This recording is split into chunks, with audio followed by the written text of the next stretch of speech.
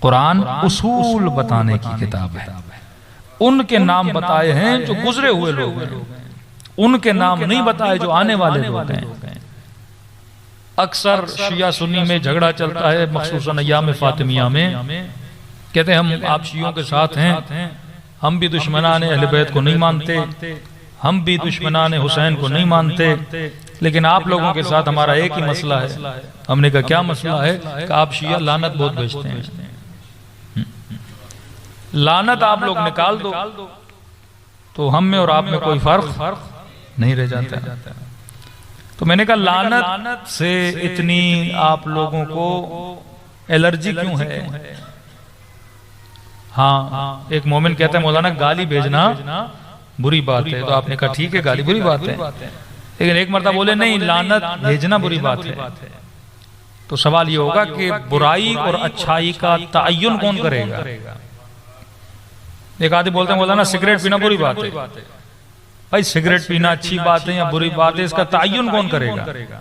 میں کروں گا، اللہ کرے گا، قرآن کرے گا، رسول کرے گا، کون کرے گا؟ اصلاً یہ بندہ اچھا ہے، یہ بندہ برا ہے. یہ اچھائی اور برائی کا تعین کون کرے گا؟ کون بتائے گا کہ اچھا کیا ہے برا کیا ہے؟ پاکستان میں تو اس وقت اچھے اور برے کا پتہ ہی نہیں لگ رہا نا، سب کچھ مکس ہو چکا ہے. تو لعنت بری چیز ہے یا اچھی چیز ہے، یہ کون بتائے گا؟ تو جو ہمارے مسلمانوں کے بیچ میں معیار ہے وہ قرآن ہے.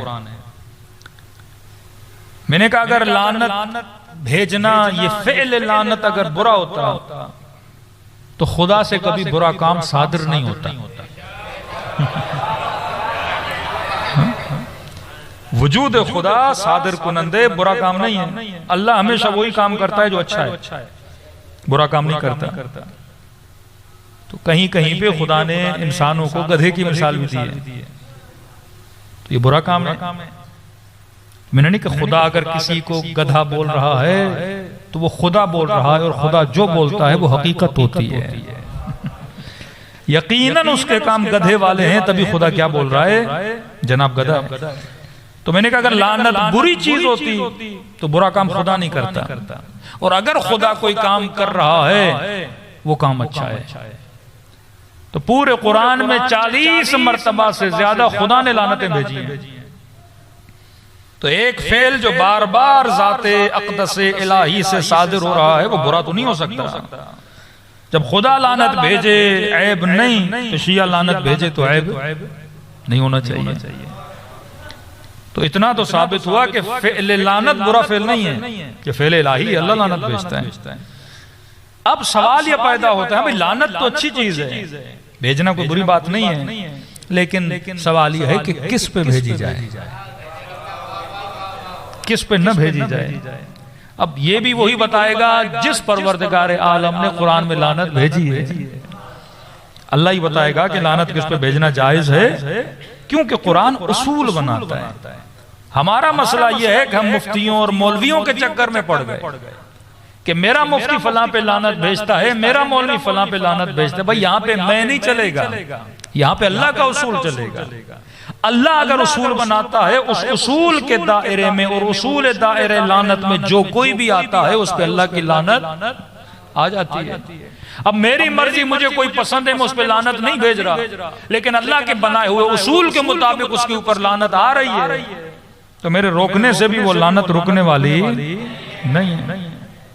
خدا اصول بناتا ہے، خدا پروگرامنگ کرتا ہے، جس طرح آپ کے بدن کی اللہ نے پروگرامنگ کی ہے. اب ایک بندہ بولے مجھے بھوک نہیں لگے گی، اللہ نے اصول بنایا ہے پیٹ میں کھانا نہیں ہوگا تو بھوک لگے گی. اب لاکھ بولے کہ میں نہیں چاہتا بھوک نہ لگے، ہو ہی نہیں سکتا. اللہ نے تمہاری باڈی کا ایک نظام بنایا ہے، ایک اصول بنایا ہے. کوئی بولے مولانا پیاس لگے گی تو میں پانی نہیں پیوں گا، تو بھلے نہ پیے لیکن تمہارا وجود اس پانی کی کیا کرے گا؟ ڈیمانڈ کرے گا.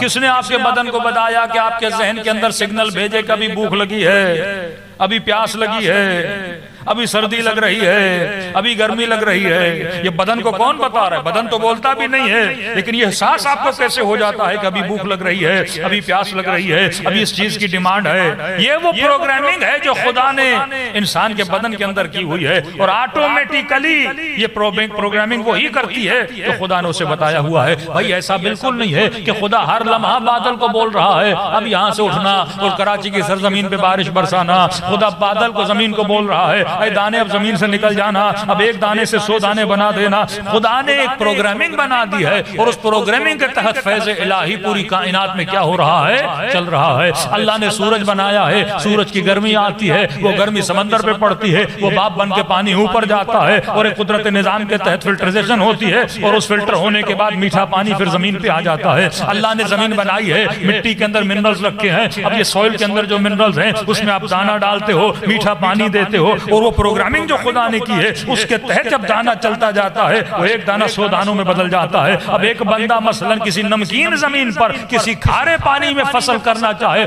فصل نہیں ہوگی، دانہ وہی ہوگا، مٹی نظر آئے گی، پانی بھی دو گے لیکن فصل اگنے کے قابل نہیں ہوگی، کیونکہ اس زمین میں اللہ کی پروگرامنگ ہے ہی نہیں۔ جب اللہ کی کوڈنگ نہیں ہے تو وہ دانہ کیسے اگ سکتا ہے؟ اسی طرح تمہارے وجود کی خدا نے کوڈنگ کی ہوئی ہے، شریعت کے اندر کوڈنگ ہے۔ تبھی امیر فرماتے ہیں کہ جنت جو اللہ نے بنائی ہے، جہنم جو اللہ نے بنائی ہے، وہ تمہارے عمل کا نتیجہ ہے۔ دراصل جنت بنانے والا بھی تو ہے، جہنم بنانے والا بھی تو ہے۔ آٹومیٹیکلی تو کچھ کرتا جاتا ہے، وہاں پہ بنتا جاتا ہے۔ جب ایک بھولا بھالا مسلمان رسول کے پاس آیا، یا رسول اللہ میرے تو کروڑوں درخت جنت میں لگ گئے ہوں گے، کہ بتا تو صحیح تو نے ایسا کیا کیا؟ کہ یا رسول اللہ آپ ہی نے تو بولا تھا جو ایک مرتبہ سبحان اللہ بولے جنت میں 100 درخت لگ جاتے ہیں۔ کہا میں نے یہ تو بولا تھا جو ایک مرتبہ سبحان اللہ بولے 100 درخت لگ جاتے ہیں۔ یا رسول اللہ میں نے تو کئی لاکھ مرتبہ ورد سبحان اللہ کیا ہے، تو میرے تو کئی باغات لگ گئے ہوں گے۔ نبی نے کہا ایک سبحان اللہ 100 درخت لگاتا بھی ہے، اور ایک غیبت 1000 درخت جلا بھی دیتی ہے۔